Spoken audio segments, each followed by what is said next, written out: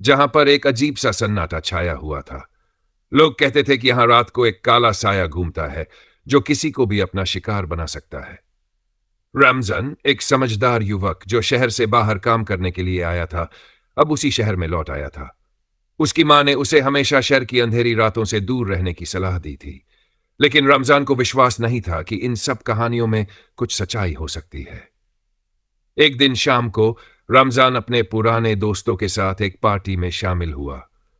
जब पार्टी खत्म हुई तो वह अकेला घर वापस लौटने के लिए निकला।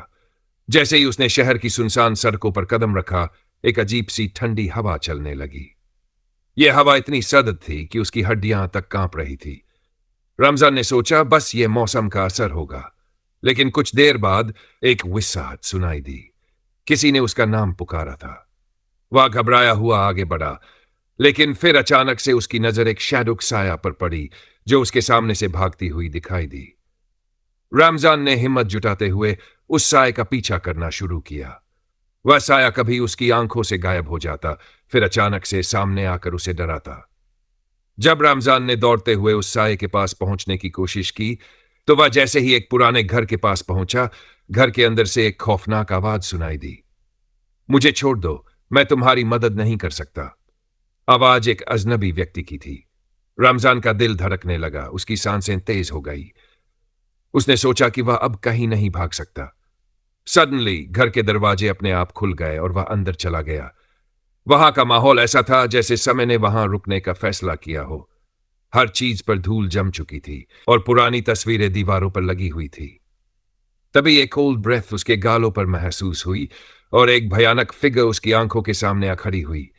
रमजान डरते हुए पूछा, तुम कौन हो? क्या तुम वो साया हो? लेकिन उस आकृति ने उसे जवाब नहीं दिया। वह धीरे धीरे उसके पास आने लगी और एक डीप वॉइस में बोली, तुमने जिस चीज का सामना किया है वह सच्ची भूतिया शक्ति है जो तुम्हारे सबसे गहरे डर से खेलने का आनंद लेती है। रमजान अब पूरी तरह से डर चुका था, लेकिन उसने खुद को संभाला और उस आकृति से लड़ने का फैसला किया। आखिरकार वह आकृति घुलने लगी और अंधेरे में खो गई, जैसे वह कभी वहां थी ही नहीं। रमजान अब अकेला खड़ा था, उसके सामने केवल अंधेरा और रहस्य था। वह समझ नहीं पाया कि उसने जो देखा वह रियल था या फिर सिर्फ उसका दिमाग था। लेकिन एक बात साफ थी, उस रात ने उसे सिखा दिया कि कभी भी किसी अजीब आवाज या दिखावे को हल्के में न लें।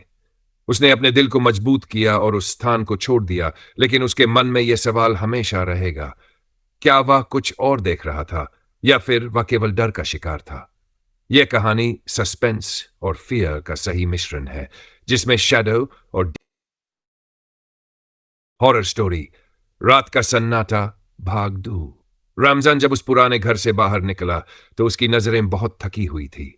वह पूरी तरह से घबराया हुआ था, जैसे उसके दिमाग में कोई अजीब सा फ्यूजन चल रहा हो। उसने सोचा कि शायद वह सब कुछ सिर्फ एक इल्यूजन था, पर उसकी आत्मा गहरी उथल पुथल में थी। वह जानता था कि यह साया सिर्फ उसके डर से खेलता नहीं था, बल्कि एक और डरावनी शक्ति से जुड़ा हुआ था। वह घर के बाहर की सड़ी हुई सड़क पर चल रहा था और अंधेरे में उसकी हर एक आवाज गूंज रही थी। अचानक उसे फिर से वही फुसफुसाहट सुनाई दी, तुम हमें छोड़ नहीं सकते रमजान। इस बार यह आवाज बहुत पास थी, जैसे कोई उसके कानों के पास खड़ा हो। वह तेजी से मुड़ा, लेकिन वहां कोई नहीं था। बस एक सन्नाटा था, और वह सन्नाटा उसे और भी ज्यादा डराने लगा। फियर का एक और स्तर तब सामने आया जब एक खिड़की से कुछ रेड ग्लोइंग आईज, लाल चमकती आंखें दिखाई दी। रमजान ने देखा, लेकिन उन आंखों में कुछ ऐसा था जो उसे भीतर से कंपकंपी से भर देता। उसने समझा कि यह कुछ और नहीं बल्कि उस काले साए की ताकत का प्रतीक है। वह जानता था कि इस शहरी रहस्य से बाहर निकलने का एक ही तरीका है, सच्चाई का सामना करना। उसने अपने आप से यह वादा किया कि वह किसी भी हाल में इस रहस्य को सुलझाएगा। अगले दिन रमजान एक पुरानी पुस्तक की दुकान पर गया, जहां उसे एक किताब मिली जिसका नाम था द कर्स ऑफ शैडोज। यह किताब उस काले साए और उसकी उत्पत्ति के बारे में बताती थी। किताब में लिखा था कि वह साया एक एंशिएंट स्पिरिट, प्राचीन आत्मा है, जो अंधेरे और डर को अपनी शक्ति बनाकर किसी भी व्यक्ति को अपनी जकड़ में ले सकता है। वह आत्मा हमेशा उन लोगों को अपना शिकार बनाती थी जो डर के साथ अपने अतीत को छुपाते थे। रमजान ने समझा कि उस रात उसने जो देखा था वह सिर्फ शुरुआत थी, उसने दृढ़ निश्चय किया कि वह अब उस आत्मा से मुकाबला करेगा। अगले दिन उसने अपनी साहसिक यात्रा शुरू की। वह उसी पुराने घर के पास लौटा, लेकिन अब वह डर के बजाय एक उद्देश्य के साथ था। घर के भीतर प्रवेश करते ही उसने वही ठंडी हवा महसूस की, वही फुसफुसाहट, वही रहस्यमय प्रेजेंस, मौजूदगी जो उसके दिल की धड़कन को तेज कर रही थी। उसे लगा जैसे वह आत्मा उसकी तरफ बढ़ रही थी। वह रुका और चुपचाप उसे आने का इशारा किया। आओ, मैं तुम्हारे डर का सामना करने आया हूं। लेकिन जैसे ही वह आत्मा पास आई, सब कुछ बदल गया। उसके सामने एक विजन आया जिसमें उसकी मां का चेहरा दिखा, जो कह रही थी, तुमने सच्चाई का सामना किया, लेकिन क्या तुम तैयार हो उस शाप को तोड़ने के लिए? सामने एक धुंधला प्रकाश फैल गया और अचानक वह साया बिल्कुल पास था। अब रमजान को महसूस हुआ कि यह सिर्फ एक आत्मा नहीं, बल्कि एक प्राचीन कर्स था जो कई पीढ़ियों से इस शहर के साथ जुड़ा हुआ था। वह यह जान चुका था कि उसे इस शाप को खत्म करने के लिए उस आत्मा के पीछे की कहानी को समझना होगा।